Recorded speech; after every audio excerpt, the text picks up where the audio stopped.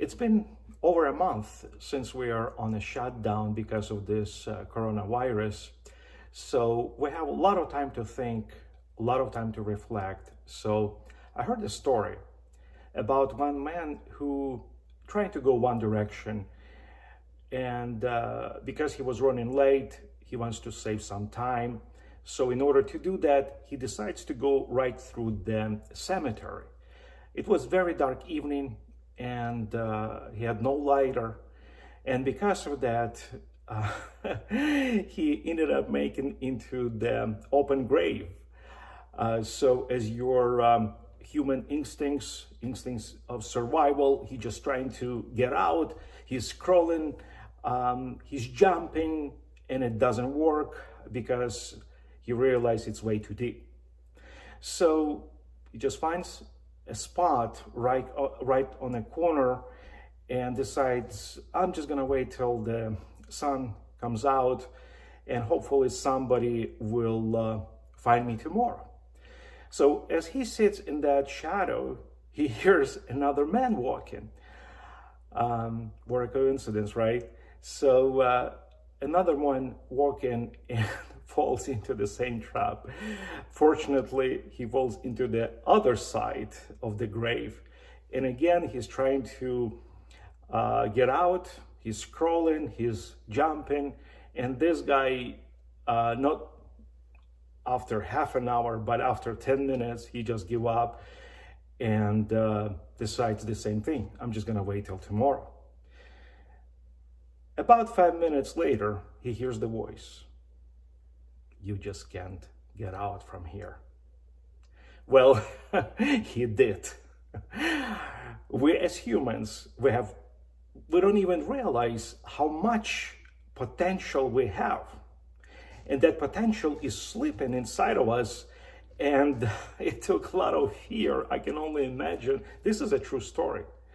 I can only imagine what this guy felt, but it's unleashed so much potential in him that he just jumped over that very deep grave and find himself out because he was that much afraid. Anyway, the reason I use this story because I realize it has a spiritual meaning. Because many times we find ourselves in the similar situation in an open grave. And at first we have to ask ourselves, why are we wandering in a cemetery in the first place? Cemetery is not an attractive place, right? Why would you go there? And I figured the reason why is the lack of contentment leads us to the cemetery. The lack of contentment. Every human, me and you, we have a need to be satisfied. That's why when Jesus came, he spoke directly right to that need, and he said, he stood up and called out in a loud voice that Jesus, if anyone is thirsty, speaking to that need, let him come to me and drink. Whoever believes in me, as the scripture has said, streams of living water will flow from within him. So, because many times we are where we have to be, where Jesus wants us to be, and yet we feel spiritually dry. You may go to church, you may listen to sermons like nowadays online. You may read Bible. You do all other necessary things that you as Christian have to follow, but yet you don't feel the goosebumps of his presence, right? So because of that lack of contentment, we as humans, we try to wonder where I can find some sort of satisfaction that I would feel alive, that I would feel some emotions that will motivate me. And we find ourselves on Netflix. And at first we're trying to manage our time to balance between other responsibilities, and then before you know it, you try to crawl, you try to jump, and you just can't. And you are sitting in the shadow of that open grave, simply give up, watching TV shows after TV shows, and all you got, not the satisfaction, all you got is the thoughts of anxiety and fear.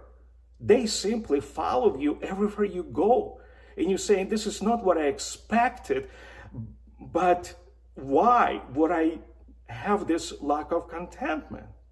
Because you're there, you're in the open grave. You need to get out.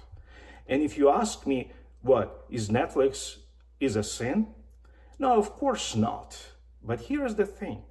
When we come to Netflix as a source of the food for our soul, then that becomes a sin, because nobody should take place of Jesus. That's why it says in the Bible that God is jealous. It's called actually adultery when we look for satisfaction aside from Jesus. And as a result of that, we are thirsty, but we drink the water that doesn't give us contentment.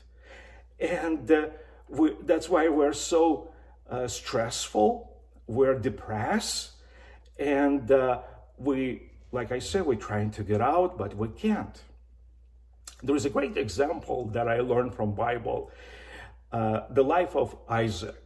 You have to love this guy. Right in the midst of the famine, this guy goes to dig a well. And as soon as he finds running water, the Philistine attack him and they contend with him.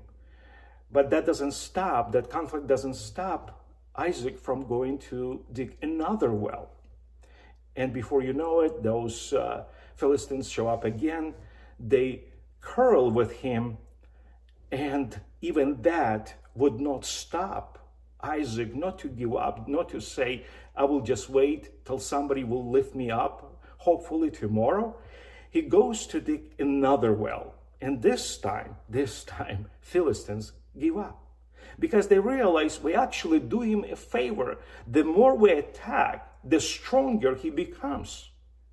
That's what they realize. So at that moment, Isaac calls this place with a special name, Rehoboth, which means a roomy space.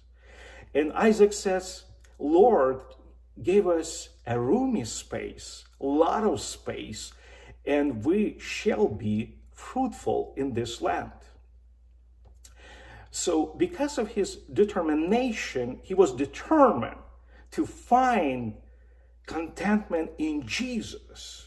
There was many obstacles on the way to go a different direction, to stop digging, because it is very difficult. It's almost impossible. The life was given him those circumstances that he would encounter challenge after challenge, but nevertheless, he got to live in water, to run in water that Jesus gives, the water that gives complete satisfaction for the thirst we all have. You know, sometimes I have to be honest, I was in a situation like this, but this is what I do in times like this. I simply remind myself that if I stay too long, whether this is Netflix or something similar to this, the anxiety and the fear, they would be my loyal friends following me everywhere. So naturally, I let the fear of God basically unleashing that potential, the power to jump over that grave the same way that when this other person, when he hurts, you can't get out. Oh no, you can. Devil is a liar. You repeat after me that yes, I can. It doesn't matter where you are. But as long as you have that thirst would lead you to a living water. That is Jesus Christ. And that's where I'm calling you, because that's where Jesus is calling you. And he's waiting for you with the open arms, believe me.